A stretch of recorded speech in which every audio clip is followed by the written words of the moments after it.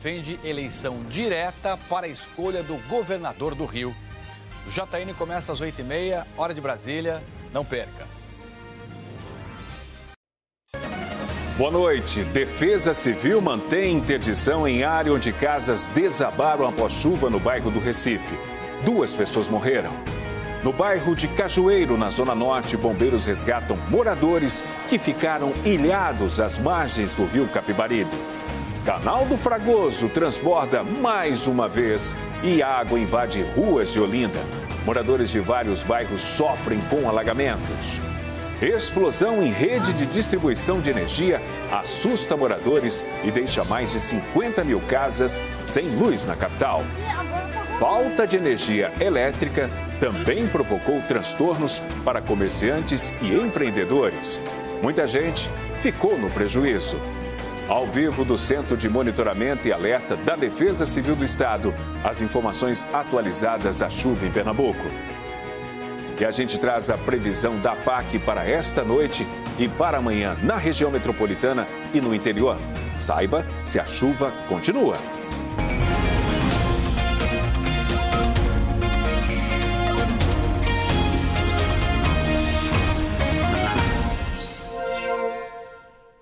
Deslizamentos, enchentes, mortes. A região metropolitana do Recife viveu mais um dia de transtornos e prejuízos causados pela chuva. Cenas e cenários que, infelizmente, se repetem há anos e que hoje, mais uma vez, foram registrados pelo Globocop.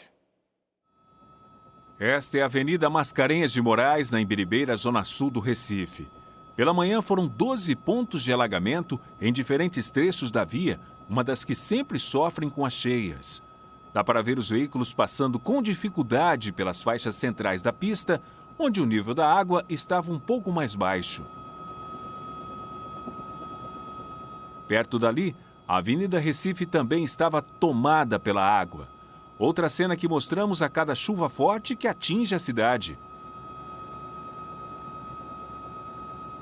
A enchente fez sumir a pista no sentido BR-101 e também no sentido aeroporto. Poucos veículos se arriscavam a enfrentar o alagamento. Bem próximo da Avenida Recife, mais um ponto onde sempre alaga, a Avenida Dois Rios, no Ibura. Nas imagens do Globocop, dava para ver um carro encarando sozinho um alagamento que encobria totalmente um trecho da pista. Em Olinda, o Globocop mostrou outro local que enche a cada chuva, o bairro de Jardim Fragoso. De cima, em alguns trechos, nem dava para saber direito o que era canal e o que era rua.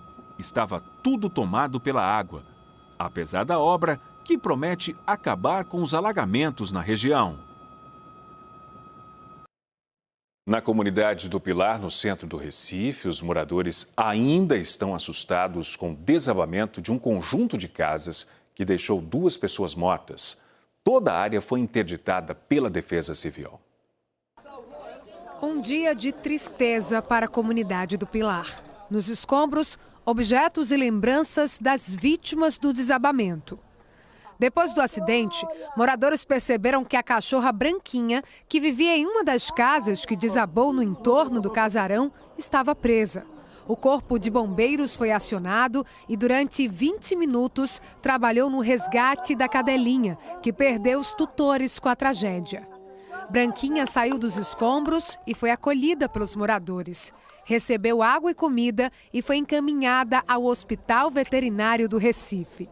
Ela vai ficar sob os nossos cuidados, tá? Primeiramente ela vai ficar no internamento do Hospital Veterinário e vamos tentar contactar a família, porque a gente não conseguiu ainda, para a gente fazer a entrega aí responsável para a família dela do animal. E se não, a prefeitura vai ficar sob os cuidados e a responsabilidade desse animal.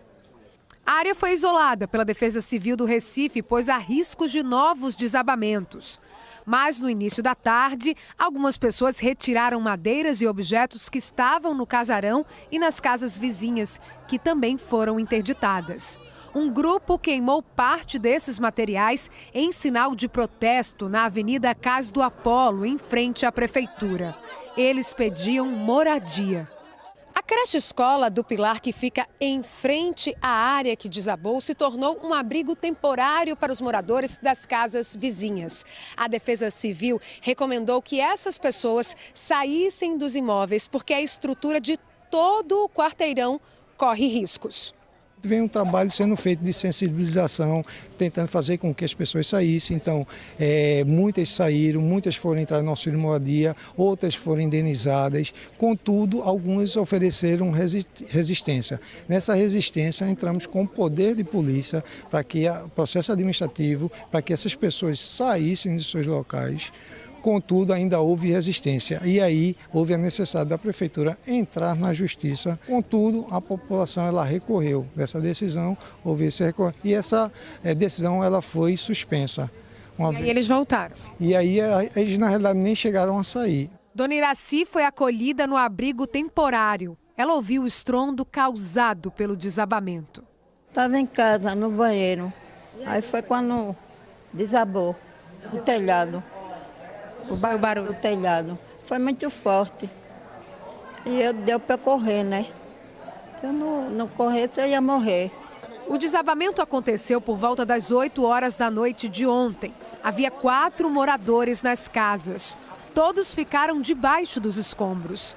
Ana Carolina Costa da Silva, de 31 anos, e Sidclei Oliveira, de 27, foram resgatados com vida e levados para o Hospital da Restauração. O casal Simone Maria de Oliveira, de 56 anos, e Fabiano Lourenço de Araújo, de 45, morreram no local. Não é uma vila de casa, mas é um local onde pessoas vão se acomodando e ali elas vão fazendo uma puxada, assim, não dá para ter uma ideia de há quanto tempo isso ocorre e de que maneira, ordenada ou desordenada, eles foram se acomodando. Cláudia conhecia o casal que morreu. Ela também foi acolhida na creche escola do Pilar e estava muito triste com a perda dos vizinhos. Ontem eu senti na pele o que é você perder pessoas que a gente gosta numa tragédia, né? Porque isso aqui foi uma tragédia. E foi bem na hora que eu estava chegando perto de casa. Então, eu vivenciei isso tudo. De acordo com o Hospital da Restauração, o homem ferido foi encaminhado para outra unidade de saúde não informada. A mulher permanece internada no HR e o estado de saúde dela é considerado estável. A chuva forte também deixou ruas alagadas e o trânsito complicado em outros pontos do Recife e em Jaboatão dos Guararapes. No bairro de Cajueiro, na zona norte da capital, moradores ficaram ilhados e foram resgatados pelo Corpo de Bombeiros. Em Piedade, a Avenida Ayrton Senna ficou alagada neste ponto. A Rua Jangadeiro também. Nos cruzamentos da Rua Aniceto Varejão com a Ulisses Montarroios, uma lagoa se formou. Os carros passaram com bastante dificuldade. A dificuldade dos carros passar de moto, as pessoas que pedem sandália, pedem placa, os carros aqui já foram achados muitas placas aí tá horrível. Márcio veio até a casa do pai, que é idoso, e precisa de cuidados especiais. O filho contou o quanto é difícil chegar no socorro. Meu pai é acamado, né? E aí a gente, vez ou outra ele tem intercorrência, a gente precisa solicitar ambulância. E um dos grandes problemas está aqui, essa água aqui. O Globocop sobrevoou também áreas alagadas no Recife. A Avenida dos Rios, no Ibura, justificou porque recebeu este nome. A Avenida Recife, no bairro do Ipicepe, também ficou alagada.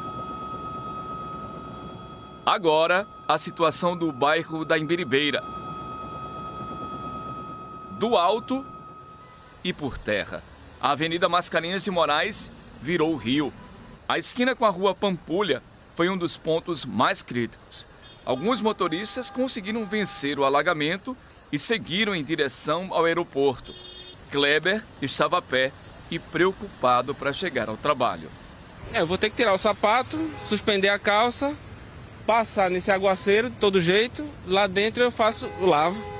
No bairro do Pina, também na zona sul do Recife, o túnel Josué de Castro, que liga a Via Mangue à Avenida Antônio de Góes, ficou alagado. Alguns motoristas se arriscaram. Eu prefiro voltar do que arriscar minha moto. Tá dando no meio da moto.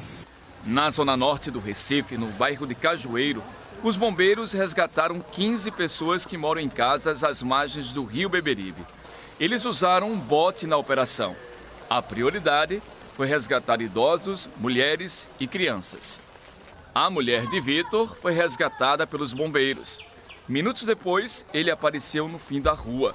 Caminhou por mais de 200 metros com a água quase na cintura. Tava dormindo, foi quando aconteceu isso. Muita água dentro de casa já acordei com água dentro de casa, perdi som, porque tava dormindo eu e minha esposa. Quando a maré baixou, a água que estava dentro de algumas casas retornou para o rio Beberibe. Flávio construiu uma calçada que tem uma altura de quase 50 centímetros. Mesmo assim, na madrugada, ele retirou os carros da garagem. Essa noite, ela chegou na calçada, aí na rampa, na metade da rampa. Se continuar a chover, ela entra dentro de casa. Moradores de comunidades ribeirinhas do Beberibe, na área do Recife, foram levados para este abrigo, na rua Sebastião Salazar, em Cajueiro. Este abrigo foi montado pela Prefeitura do Recife ontem à noite. Ele tem capacidade para receber 100 pessoas. Viviane tem 3 filhos, Bianca, de 15, Pedro, de 12 e Pietro, de 10. Viviane está grávida, 4 meses de gestação. Ano passado perdi, onde eu morava, desabou, e agora estou morando de aluguel. Esse abrigo recebe as pessoas, estão sendo acolhidas, estão nesse momento fazendo cadastro, então já recebem o kit de higiene, limpeza, espaço para descanso. A gente faz a inspeção aqui do abrigo com a nossa equipe de vigilância em saúde e a gente também faz o acolhimento das demandas agudas de saúde, né, com a equipe, com médico, enfermeiro. Então a gente vem aqui no abrigo, faz essa inspeção e atende às possíveis ocorrências que venham a ter. Em Olinda, moradores perderam móveis eletrodomésticos. Já em Paulista, uma árvore caiu e atingiu parte de uma casa. O dia amanheceu debaixo de chuva na região metropolitana do Recife, anunciando os transtornos e os prejuízos que chegam a cada temporal. Sair de casa virou um desafio. No cruzamento da rua João Pereira de Oliveira com a Severino Monteiro de Jesus, no Janga, os carros e as motos precisaram enfrentar o alagamento. Irene estava a caminho do trabalho e preferiu não arriscar. Prefiro não colocar em risco nem o meu automóvel, nem a minha saúde, né? Vamos dizer, né? Quem tinha compromisso precisou sair a pé e teve que se equilibrar nas calçadas cobertas de água. Na Avenida Dom Helder Câmara, que liga Jardim Paulista a Paratibe, essa árvore caiu hoje de madrugada. Parte de uma casa foi atingida. Gilberto, a esposa e os 3 filhos estavam no local, mas não se machucaram. Mesmo atingido uma parte do imóvel, mas são prejuízos materiais que nós, de cabeças erguidas, pés no chão, construímos mais na frente. Até o fim da manhã, Paulista registrou 116 milímetros de chuva acumulada em 24 horas. Foi a segunda cidade onde mais choveu no estado. A Defesa Civil Municipal informou que monitora quase 50 pontos em toda a cidade, de áreas alagadas a zonas de barreira. A gente está dentro do município hoje com pequenas incidências devido a todo o trabalho que a gente vem fazendo durante o ano. A gente está pedindo que se concentre todas as ligações no número 153. Mesmo que você não consiga fazer a ligação no momento que a gente está tendo muita chamada, você pode fazer também através do WhatsApp, que ele funciona do mesmo jeito. Olinda foi o município onde mais choveu. 130 milímetros em 24 horas. O dia foi de susto e desespero. A água invadiu essa casa na rua Maria Vanderlei de Queiroz, no bairro do Fragoso. Os moradores contaram que na madrugada um micro-ônibus tentou passar pela rua alagada e as ondas provocadas pelo veículo derrubaram o muro da casa. A enxurrada entrou rapidamente e deixou um casal de idosos debaixo d'água. Foram os vizinhos que ouviram os gritos de socorro. Meu esposo, com alguns vizinhos, chegou a tempo, graças a Deus conseguiram salvar os idosos, mas a gente fica numa situação muito complicada. Dentro da casa, todos os cômodos foram tomados pela água. Móveis, eletrodomésticos, objetos pessoais, tudo foi perdido. Inundou de uma rapidez incrível, não deu para salvar nada. Graças aos vizinhos, conseguiram tirar eles 2, né? São idosos. Se não fossem os vizinhos, eles não estariam contando a história. Mas lá dentro é o caos. Com a água pela cintura, esse rapaz conseguiu retirar uma televisão do imóvel. A maior obra que deveria conter as inundações aqui em Olinda se transformou num grande pesadelo para os moradores. Com o temporal, o canal do Fragoso transbordou mais uma vez e a água chegou longe. A gente está a 2 quarteirões do canal. Ele passa atrás daquele muro de concreto lá no fundo. E olha só, a água inundou tudo ao redor. No início da tarde, depois do temporal, a água continuava acumulada, inundando ruas e impedindo a vida de voltar ao normal. A gente fica tudo preocupado, né? Não dorme direito, deixa o carro na rua, fica apreensivo. Houve 2 que entrou e eu perdi tudo aqui no térreo. Fica uma situação difícil. Fica difícil, muito difícil. Muito difícil. Essa situação do canal do Fragoso em Olinda se arrasta há muito tempo. Quem mora no entorno sofre com alagamentos constantes, mesmo depois de 13 anos de uma obra com um investimento de 472 milhões de reais. No papel, a obra está quase pronta, mas do alto o que se vê é o caos. Ruas tomadas por água barrenta depois que o canal do Fragoso transbordou de novo. Se tivesse uma fiscalização séria, esse rio já era para ter feito há muitos anos atrás. Aí só quem sofre é o pequeno, meu velho. Essa turma só quer somente ganhar, aí. Porque o dinheiro que já foi gasto aqui, já tinha dado para fazer uns 10 canal desse. A chuva diminuiu à tarde, mas os alagamentos continuam por onde o canal do Fragoso passa em Olinda. Essas são as ruas Olímpio Magalhães, Pedro Álvares Cabral e jornalista Edson Regis, no bairro de Jardim Atlântico. Adriano mora há 5 anos neste prédio, a 50 metros do canal do Fragoso. Hoje tudo aqui amanheceu alagado. Todo ano o pessoal sofre com isso, todo ano. E a última vez que deu uma cheia muito forte aqui, o pessoal subia, tinha um prédio abandonado um pouco aqui atrás, o pessoal vinha nadando, subia aqui e pulava. Adriano vive no 3º andar. Quem mora no térreo enfrenta mais problemas. De tanto sofrer com os alagamentos, o dono de 2 apartamentos daqui de baixo tomou uma decisão de cabeça quente, aperreado que só. Ele mandou subir paredes de tijolos e cimento. Tá vendo aqui, ó, fechou essa porta aqui todinha. Tem mais porta não, parede, tijolo. Essas outras 2 portas aqui com as grades, a entrada dos apartamentos, tá vendo aqui, ó, também fechado com tijolo e cimento. Ainda fechou aquela porta ali também. Tudo para evitar que a água entre nos 2 imóveis. Mas não foi suficiente. Desde ontem a família foi para casa de parentes. A obra de alargamento e revestimento do canal do Fragoso começou em setembro de 2013.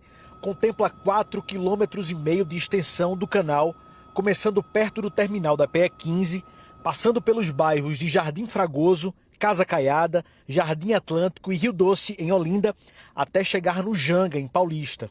O projeto, para melhorar o escoamento da água da chuva, deveria ter sido entregue em 2016, mas as obras pararam várias vezes. Em 2018, o governo do estado disse que 60% dos trabalhos estavam concluídos e que entregaria a obra até o fim daquele ano.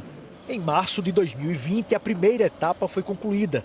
2,3 km do canal foram revestidos do terminal da PE 15 até Casa Caiada. Em alguns trechos, a largura do canal passou de 2 metros para 45 metros. No ano de 2024, a governadora Raquel Lira assinou uma ordem de serviço autorizando a última etapa de obras do canal do Fragoso. Um trecho de 1 quilômetro, da ponte de Rio Doce à ponte do Janga. A nova previsão era concluir até junho deste ano. Os problemas continuam. Aviso de chuva nunca faltou, nem os pedidos de ajuda de quem vive perto do Fragoso. A gente, com uma idade já avançada, 63 anos, passando por isso. Entra governo, sai governo e nada resolve. A Companhia Estadual de Habitação e Obras, responsável pelo canal, disse que não houve transbordamento. Não houve transbordamento, carreamento de água de dentro para fora do canal. E como é que a gente conclui isso? Porque essa vegetação chamada de baronesa, que fica ali superficial, se tivesse havido o transbordo de água de dentro do canal para fora, as baronesas teriam ido junto. Então, como elas se mantiveram ali estáveis dentro do canal, nos leva a crer que a água que está dentro do canal permaneceu no canal e a água que está ali adjacente é uma água residual advinda da microdrenagem local. A execução dessa obra, que ela não é só uma obra de canal, ela é uma obra de pavimentação viária e também uma obra de macrodrenagem, ela é um complexo de obras. Então, existem diversas interferências que tem ali dentro daquela região, que foi historicamente, né, consolidada. Então, a gente tem linhas de esgoto, a gente tem postes, tinha uma comunidade, né, muito grande ali instalada e precisou atuar nessas outras frentes. Nisso aí vai empurrando o prazo da obra para frente. Então, o que era junho, agora é dezembro, mas isso tudo está dentro de uma previsão do que é aceitável para esse tipo de obra, que tem essa variabilidade mesmo, é inerente a esse tipo de empreendimento. Muito difícil para o morador entender a palavra aceitável toda vez que chove e o canal do Fragoso permanece, como você viu nas imagens do Globocop. De acordo com a resposta, sem transbordamento, mas com água dentro das casas dos moradores. E uma explosão numa rede de distribuição de energia elétrica da Neoenergia assustou moradores do Recife na madrugada de hoje. O assunto está no G1, você confere apontando a câmera do seu celular para o QR Code que está aqui na tela. Imagens enviadas para a TV Globo mostram a explosão e um clarão no céu que podia ser visto mesmo a quilômetros de distância. Moradores reagem assustados ao barulho e à luz branca que oscilava no local. A Neoenergia explicou que descargas atmosféricas atingiram e danificaram equipamentos da rede de distribuição. E que, por isso, 51 mil imóveis em bairros da zona oeste e da zona sul do Recife ficaram sem energia. Para comerciantes e empreendedores, a chuva e a falta de energia causaram prejuízos. No bairro de Boa Viagem, na zona sul do Recife, a falta de energia causou dor de cabeça para muita gente. Em diversas ruas, o apagão começou ainda ontem. Nesta padaria, na Avenida Conselheiro Aguiar, a energia só voltou hoje, no início da tarde, depois de 17 horas. Os funcionários precisaram fazer uma força-tarefa para tentar salvar os produtos. Muita coisa se perdeu. Basicamente não teve como trabalhar direito porque o maquinário não funcionava. Freezers, cafeteira, geladeira, nada funcionava. Então foi bem difícil. A gente tem freezers de carne, de verdura e foi muito difícil. Perdeu muita coisa? Perdeu. Esse restaurante na rua Jornalista Odete Leite abre para o café da manhã e encerra o expediente à noite, com o jantar. Sem energia, a carne que seria preparada para o almoço foi para o lixo e todos os picolés que haviam sido comprados derreteram. Ricardo contou que o prejuízo foi grande. É prejuízo, era mais de R$2.000 só de picolé ali. E voltou que horas aqui? 12h15, meio-dia e 15. De acordo com a dona desta cafeteria, que fica em uma galeria na rua Jornal Vanguarda, a chuva afasta a clientela, mas as faltas de energia têm sido frequentes no bairro de Boa Viagem. E quando volta, é preciso ter atenção para não perder os eletros. O maquinário da gente é caro, né? Máquina, forno. Então, assim, quando tem queda de energia, o pessoal já desliga, porque quando volta oscilando de outras vezes. A gente já perdeu ar-condicionado, micro-ondas, e assim, para conseguir reverter isso, não consegue, porque não consegue falar com a Neoenergia e nem, enfim, a gente não vai dar em nada. Na Avenida Conselheiro Aguiar, a falta de energia atinge trechos pontuais. Enquanto alguns estabelecimentos já retomaram as atividades, outros ainda não conseguem funcionar, acumulando prejuízos. É o caso dos comércios que ficam neste quarteirão entre as ruas Frei Leandro e Raul Azevedo. 2 horas da tarde. De um lado tinha energia, do outro não. Todas essas lojas ainda estavam sem energia. Mário está trabalhando no escuro. A loja de roupas masculinas é um dos estabelecimentos afetados. Ele diz que procurou a Neoenergia, mas o prazo para o restabelecimento do fornecimento não foi cumprido. Isso implica demais, porque fica quente, o nosso cliente, que é um cliente de excelência, não quer vir até a loja porque não vai ter o atendimento que ele sempre tem de excelência. Então isso é muito prejudicial, na verdade. 7h26 e ainda tem áreas sem energia no estado. A gente atualiza esse problema ao vivo com o repórter Diogo Franco, que está na sede da Neoenergia no bairro do Bongi. Diogo, boa noite para você. Oi, Márcio, boa noite para você, boa noite a todos. A gente vai conversar agora com o Leonardo Moura, ele que é representante da Neoenergia e vai trazer esse balanço para a gente da Neoenergia em relação a esses impactos provocados pela chuva na rede elétrica. Bem-vindo, boa noite. Como é que está aí? Faz esse balanço para a gente, Leonardo. Olá, boa noite, Diogo. Tivemos um volume muito alto, de ocorrências ao longo do dia. Só hoje nós atendemos mais de 2.000 ocorrências. Isso, em relação ao dia normal, é mais do que o dobro do que normalmente acontece, em condições regulares. Nós triplicamos a nossa quantidade de equipes em campo que estão dedicadas nesse processo de restabelecimento e também ampliamos a capacidade do nosso centro de operações, que fica responsável por essa gestão das equipes, duplicando essa capacidade. Nós chegamos a ter um pico hoje de 78 mil clientes interrompidos e, nesse momento, temos pouco mais de 6 mil clientes e as nossas equipes permanecem em campo trabalhando nesse processo de restabelecimento. Perfeito. Nós acabamos de mostrar numa reportagem um trecho entre a rua Frei Leandro e Raul Azevedo, no bairro de Boa Viagem, ali na Conselheiro Aguiar. E essas ruas, os comércios estavam sem funcionar, ou seja, tinha parte da rua com energia e outra parte não. O que é que a Neoenergia tem a dizer? Quando é que vai voltar a energia nessas ruas, principalmente nos comércios? Essa área que foi afetada já foi normalizada no início dessa noite. Ela ficou um tempo um pouco maior, porque ela estava próxima de um ponto de defeito que foi isolado para normalizar a maior parte dos clientes, mas esse trecho em especial já foi normalizado. Perfeito. Uma rede de distribuição elétrica explodiu depois de ser atingida por um raio. 51 mil imóveis ficaram sem luz nos bairros de Tegipió e também no Ibura. A energia já foi restabelecida? Sim, nós tivemos uma descarga atmosférica, um raio que caiu em uma linha de transmissão nossa, afetando principalmente o cliente do Ibura e também da região de Tegipió e Jaboatão. Nós concluímos o restabelecimento deste cliente no final da manhã de hoje. Como a incidência de raios afeta, na prática, as linhas de distribuição de energia? Eles podem efetuar a abertura, quando esses raios caem, eles podem danificar alguns equipamentos ou abrir alguns dispositivos que estão dispostos na rede elétrica. Nós, quando identificamos as situações, fazemos as transferências automáticas e enviamos as equipes ao locais para efetuar o restabelecimento. Perfeito. Quem precisar do serviço da Neoenergia tem um número de contato? Os clientes podem entrar em contato conosco no nosso call center, que é o número 116, e no nosso WhatsApp, que é o 3217-6990. Então, muito obrigado pela entrevista. Márcio, voltamos ao estúdio. Obrigado, Diogo. E logo depois do intervalo, saiba quais foram as cidades que registraram o maior volume de chuva e como fica o tempo esta noite e amanhã. Ao vivo, a gente traz as últimas.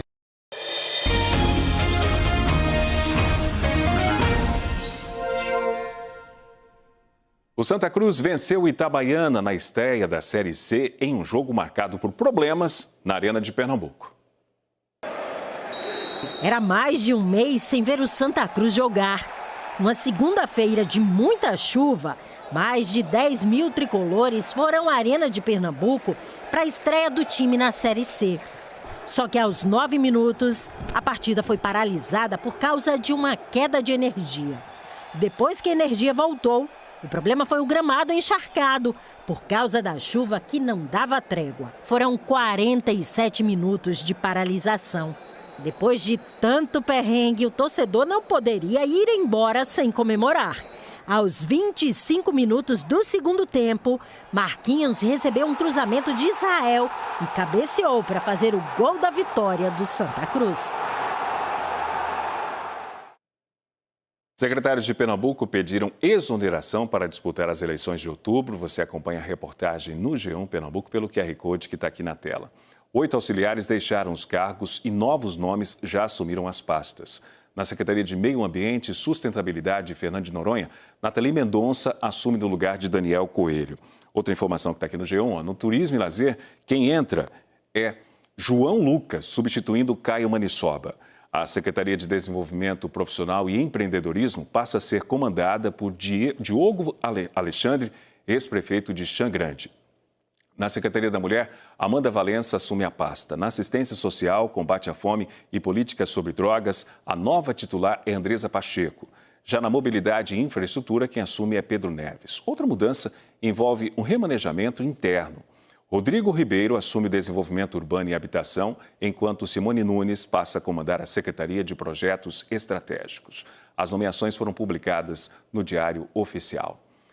E agora a gente volta a falar sobre a chuva aqui em Pernambuco. Vamos conferir agora onde mais choveu nas últimas 24 horas. A cidade que registrou o maior volume de chuva foi Olinda, com 118 milímetros. Isso significa que em um dia choveu o esperado para 11 dias. Em Paulista foram 114 milímetros. No Cabo de Santo Agostinho, 95 milímetros. Na sequência, Itamaracá com 91 milímetros em 24 horas. E o Recife com 87 milímetros em um dia. E o repórter Joab Alves esteve há pouco na sede da APAC, Agência Pernambucana de Águas e Clima, e traz para a gente os detalhes da previsão do tempo para hoje à noite e para amanhã. E a gente vê esse mapa aqui na sala de monitoramento da APAC e vê muitas nuvens. Eu vou convidar agora o Fabiano Prestrelo, ele que é meteorologista aqui da APAC, bem-vindo. O que significa essas imagens aqui? Bom, essas imagens mostram a nebulosidade que está ocorrendo neste momento. Essa coloração mais para o amarelo, para o laranja, indicam nuvens com um topo mais frio. Já essas em tom de cinza mostram nuvens com um topo mais quente, mostrando que nem todas as nuvens provocam chuva. Mas isso significa que pode chover agora à noite? Isso, essa nebulosidade, mais aí para o final da tarde, à noite, também à madrugada, pode trazer alguma chuva aqui para a parte leste do estado. Qual a previsão para o estado de Pernambuco em relação a essas chuvas que vêm caindo nas últimas horas? Bom, a gente tem continuidade das chuvas com um pouquinho menos de intensidade para hoje e para amanhã e uma tendência de diminuição na quinta e na sexta. A gente está avaliando ainda que no final de semana pode ter ainda chuva um pouquinho mais intensa com a categoria moderada. Essa chuva que vem caindo também, vocês vêm monitorando outras áreas fora aqui da região metropolitana, como a Zona da Mata, por exemplo? Sim, a gente monitora todo o estado de Pernambuco e a gente percebeu que a chuva ficou mais concentrada no litoral e Zona da Mata. Choveu um pouco no Agreste, um pouco no Sertão, mas com a intensidade bem menor do que aqui. Em relação ao alerta da APAC, segue ainda? Deve ser renovado mais uma vez? Por enquanto não tem previsão de renovação do aviso. Ele é válido até amanhã, às 4 da tarde, e se houver uma necessidade, a gente publica uma atualização. Portanto, esse alerta até amanhã às 4 horas da tarde, agora são 7 horas e 35 minutos. Vamos ver como é que está a volta para casa, mostrando para você como é que está a BR-101 no bairro do Curado. Essa câmera fica bem perto do Ceasa, não chove, pelo menos nessa região da capital, nesse momento. Vamos agora com outra câmera, continuar nosso giro pela capital pernambucana. A gente tem uma outra câmera para mostrar agora. Olha aí, como é que a gente mostra também a BR-101 na cidade universitária, bem em frente ao Hospital das Clínicas, mostrando a movimentação mais intensa em direção a Olinda, Paulista e Abreu e Lima, como a gente mostrou, né? Municípios onde hoje choveu bastante também. E também temos imagens para você da Avenida Agamenon Magalhães, ali bem pertinho da Praça do Derby. Vamos agora ao vivo para o Centro de Monitoramento e Alerta da Defesa Civil de Pernambuco. Para saber as últimas informações sobre a chuva aqui no estado, o repórter Juliano Roque acompanha os trabalhos por lá. Juliano, boa noite para você. Oi, Márcio, boa noite para você, boa noite a todos. Um dia de muito trabalho, está todo mundo atento, de olho às informações que chegam a todo momento sobre essa chuva. Aqui no Centro de Monitoramento e Alerta da Defesa Civil do Estado não é diferente não. Os técnicos, eles ficam de olho aqui, ó, nesses telões, que toda hora chegam com informações. Muitas dessas informações vêm para cá por meio da APAC. Os técnicos ficam aqui também, trabalham sem parar, 24 horas por dia. Esses postos aqui não ficam desocupados em nenhum momento. O Major Roberto Menezes, da Defesa Civil, está com a gente aqui ao vivo agora e tira outras informações com a gente. Major, de acordo com a APAC, a previsão é de chuva ainda, um pouco moderada, né? Alivia um pouco, mas pelo menos até o fim de semana. Como é o trabalho que vocês fazem diante de um alerta, por exemplo, muito grave e muita chuva? Boa noite, Juliano. Boa noite a todos que nos assistem. Em relação à questão dos alertas emitidos pela APAC, a partir do momento que a Defesa Civil do Estado recebe essa informação, nós repassamos para os municípios, para os gestores municipais de proteção e defesa civil, para que eles repassem a informação para aquelas pessoas que residem principalmente nas áreas de risco. Isso é bom informar, porque aqui chegam informações não só da capital, mas de todo o estado de Pernambuco. Então, portanto, o monitoramento é do litoral ao sertão do estado. Diante dessa chuvarada que caiu, Major, desde ontem para cá, desalojados, desabrigados, como é que está essa situação hoje por aqui?